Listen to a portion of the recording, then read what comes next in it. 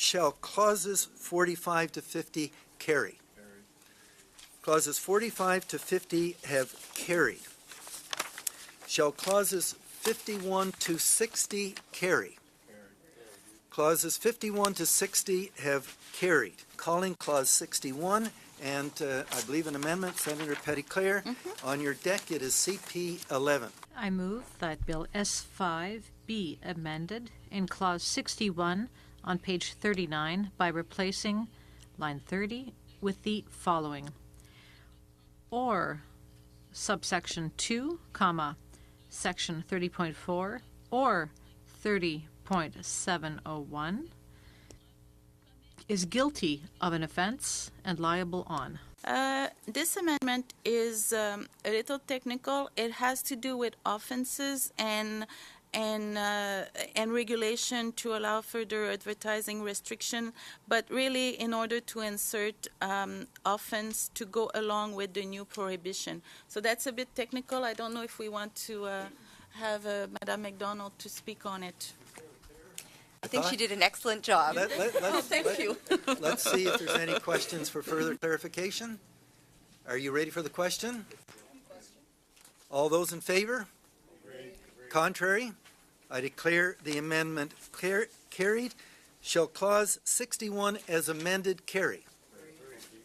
I declare clause 61 as amended carried.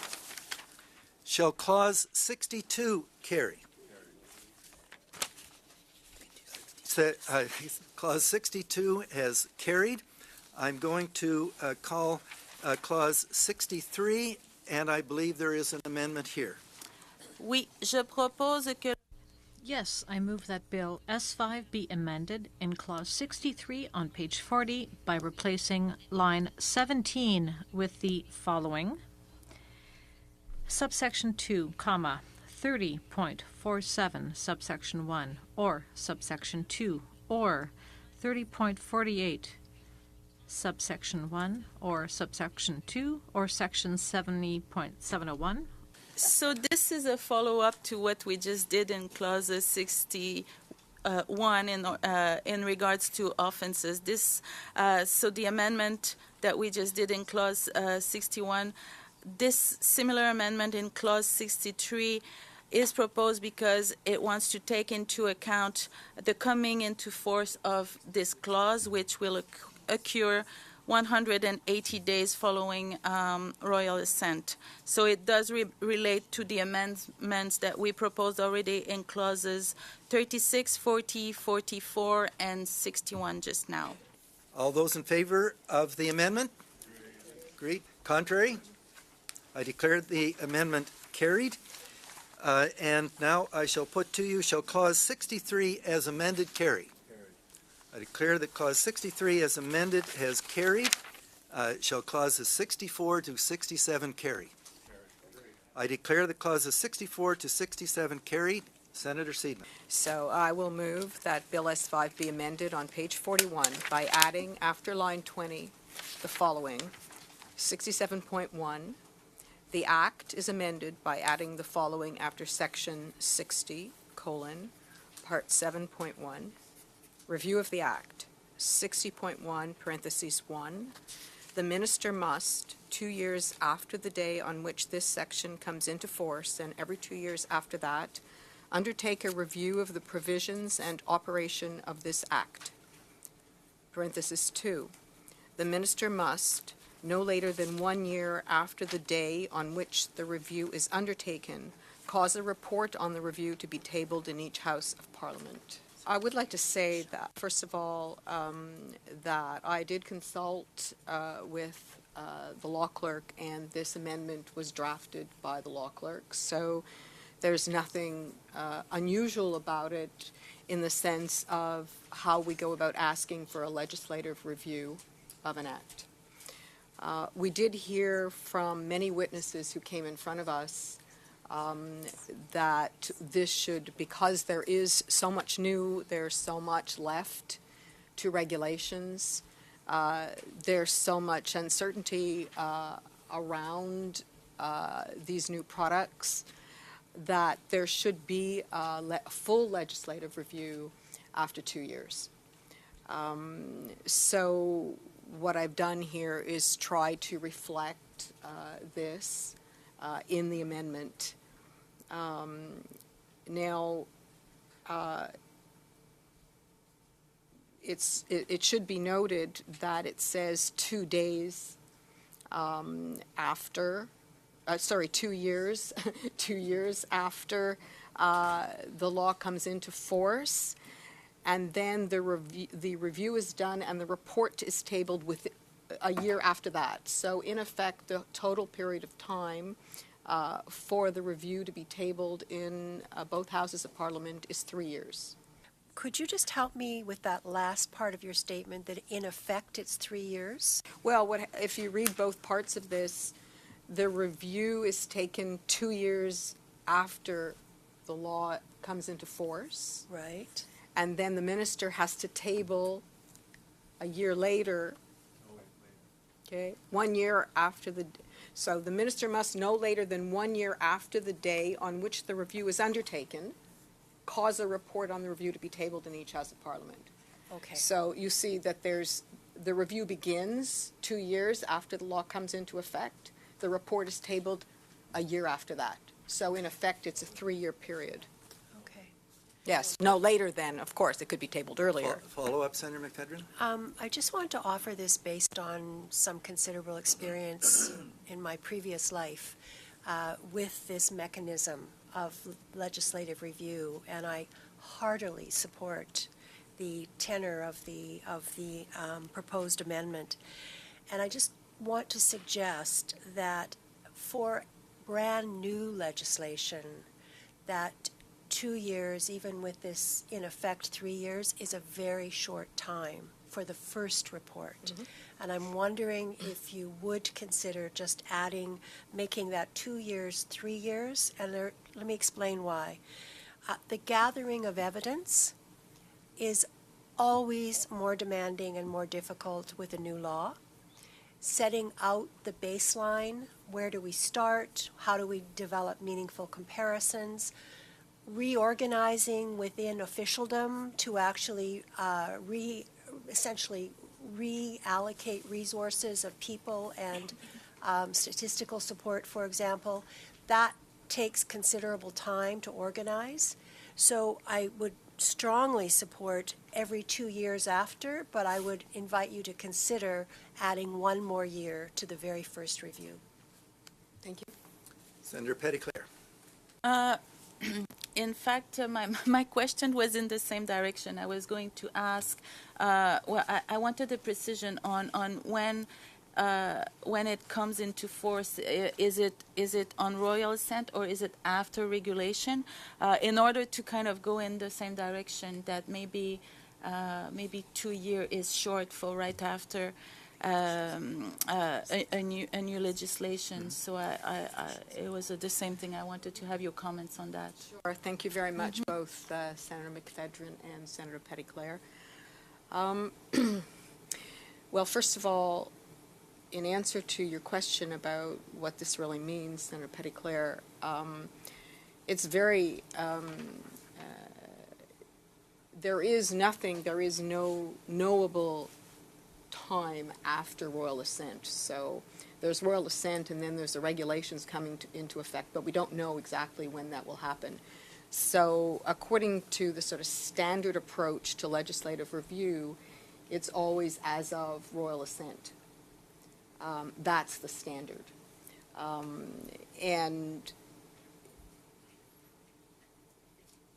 Okay, so I think that's my answer to your question about that. This clearly refers to after royal assent. It can't refer to anything else because we don't know the period of time that the regs, it's not knowable. With regard to the 2 years, I do understand that it will take some time to write the regs, the regulations. I also understand that, this bill is now in the Senate. It will have to go to the House of Commons. It will have to go through the House of Commons. We have no idea how long that period will take.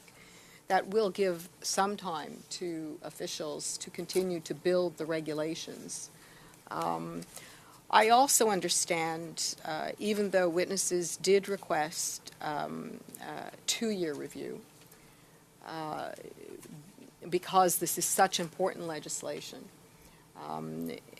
I also understand the need, because it is new legislation, as Senator McPhedran put forward, that perhaps at the outset the period might be extended to 3 years. So I would be willing and open to say 3 years for the first, at first, 3 years from royal assent. It says here, must 3 years after the day on which this section comes into force, and every 2 years after that. I would be willing to accept that kind of an amendment to this amendment. I have 3 people on the speakers list. I wonder if they would be willing to have us address this offer of Senator Seidman before they speak. Senator McIntyre, you are next on the speakers list. I'll call the list. So Okay. Well, I want to thank Senator Seidman. I think this is an important an amendment, and I understand it was drafted by the law clerk, and it's just a matter of clarification. It has nothing to do with the 2 or the 3 years. It's just that in 60.1, subsection 1 and subsection 2, we use the word must.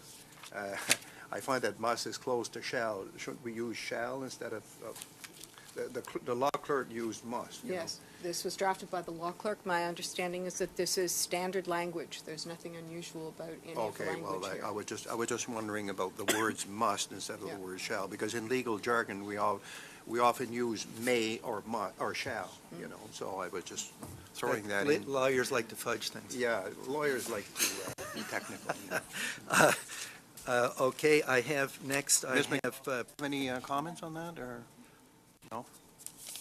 I think that everyone has raised some very important points, and thank you for raising the point about the time that it takes to gather evidence. Yeah, I've never seen must before. It's just that it's always may or shall. So We were just asking about that because we also were questioning the must versus shall, but I don't think that there's a legal difference from. Okay, Senator Eggleton. Okay. Well, I support this amendment, and now as it's revised. My recollection is that usually the reviews come at the 5-year period, but I think we're looking at a bill here in which we're going into a lot of uncharted territory. There's a lot of regulations involved in the bill, a lot of things that are not here that are subsequently going to be added, and I think there is a concern with how this evolves and how we manage to maintain the kind of balance, particularly with respect to the vaping program. In it. So I think it does, for me, call for something earlier. And I think 3 years is a reasonable compromise, and then every 2 years thereafter. But to me, it's quite clear that coming into force is not the same thing as royal assent. When royal assent is given, usually it leaves open the date for it coming into force, and coming into force is when it's ready to be actually implemented in some way. Maybe not every part of it, but some of the regulations, I would imagine, are going to have to be in effect for it to come into force and be able to then bring about a review that is going to bring some meaningful information of it. So I think the motion as revised is a good one. Senator Stewart Olson, followed by Senator McPhedran. Thank you, and I'm happy with the tenure of the discussion and probably with the revision by the critic. I'm just wondering if we could hear from the officials on the doability of the proposed amendment.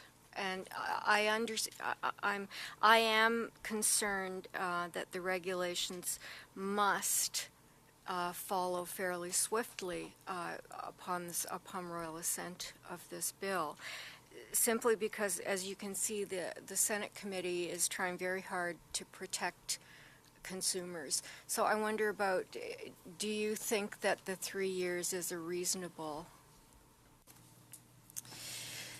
So I think that once the bill receives royal assent, based on what we're looking at here, this would come into force upon royal assent. This requirement would hit the ground.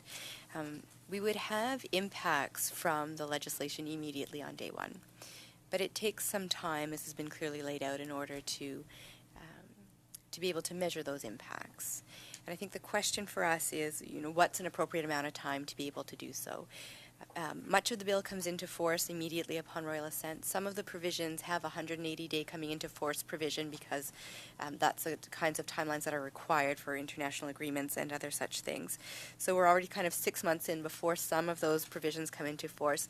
And then, as many of you have pointed out, we do have the requirement to put the regulations in place, and regulation do take time, and let me reassure you that we are working internally on what those regulations might look like, but we do need to notify, we do need to have them published for a 75-day period for first consultation, CG1, another 75-day period, particularly with something like this where there's a lot of international trade, and then again finalize them in CG2. So that does take about 18 to 24 months in a typical timeline. And can we, look at those timelines? Absolutely, we can. The other point that I would make is that we're really taking an industry that has not been in compliance and trying to bring them into compliance with a piece of legislation.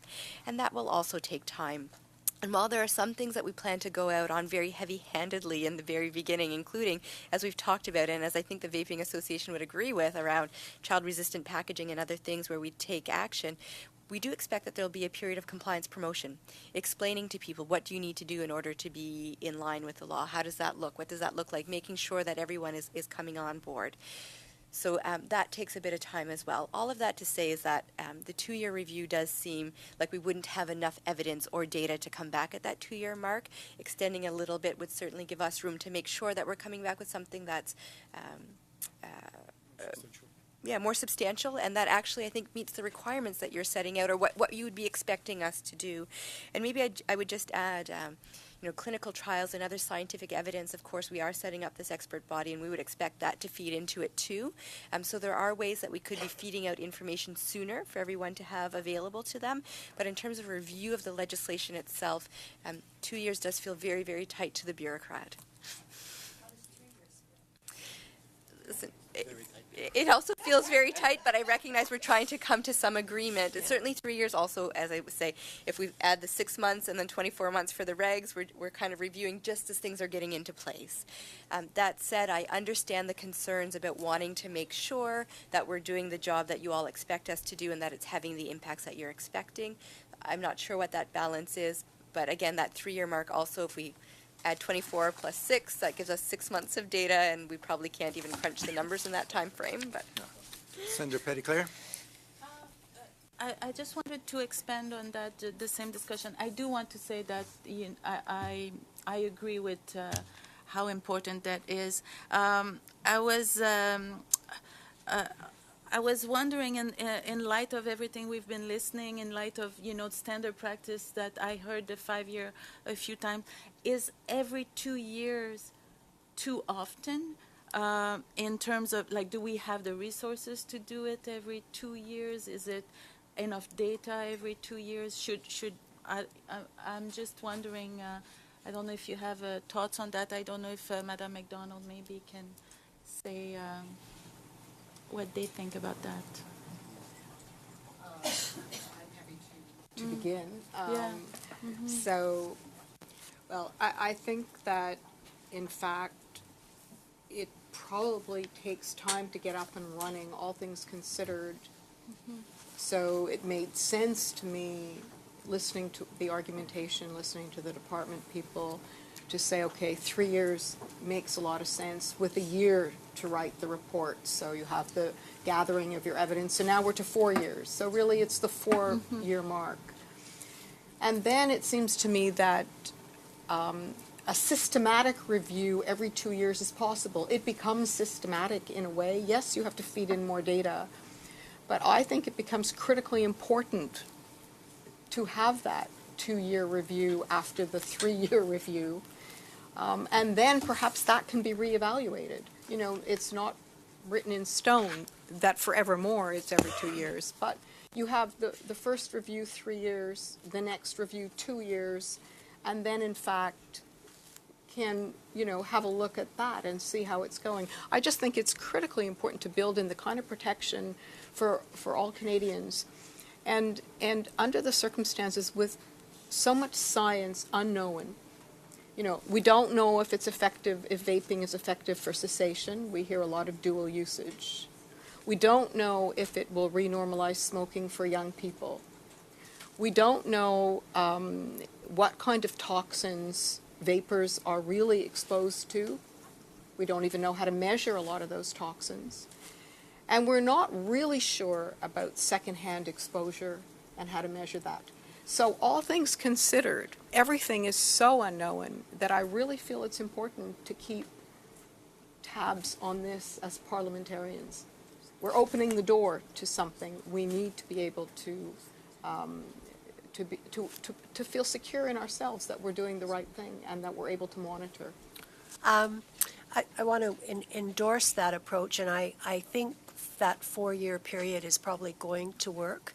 And the additional benefit of this, and in some ways, I think it's highly consistent with the goal of building a more inclusive democracy, is that we're also continuing to keep an open communication for people in Canada and nonprofit organizations, the product organizations, so that this doesn't become a closed process between the parliamentarians and officials. And we know that it has a robust regulatory framework. We know that there's a lot of latitude there, and I think that's a very good thing. But it also is very important to allow folks whose daily lives are being impacted in a range of ways, and their advocacy organizations, to have a voice and have a pathway. Thank you. Well, I'd like to say that I think this is, listening to you all, I think this is a very good thing to add to this bill. We are entering into an area where we're dealing with chemicals vaporized in a new regime. There will be tremendous observations as to the impact, and new things are going to come into the spectrum here. We're not going to be limited to just what's already had out there. Creativity is going to abound with this new regulation, and a lot of new things are coming on in related areas without going into them. And we know that technology is advancing very quickly. The ability to detect and determine impacts is increasing at a considerable rate. And so, Senator Seidman, do I hear you agreeing to a friendly amendment to, in the first line of 60.1 bracket 1, the minister must 3 years? Yes, that's exactly what you hear. I agree to the friendly amendment. You hear that. Is it understood by all members of the committee that Senator Seidman has accepted a friendly amendment to her amendment, and thus the amendment on the floor is that the minister must 3 years after the day on which this section comes into force, and every 2 years after that, undertake a review of the provisions and operations of the Act. The minister must, no later than 1 year after the day on which the review is undertaken, cause a report on the review to be tabled in each House of Parliament. Does every member of the committee understand that amendment? Yes. Are you ready for the question on the amendment? All those in favor? Right. Contrary? I declare the amendment carried. So, shall now new clause 67.1 carry? Thank you.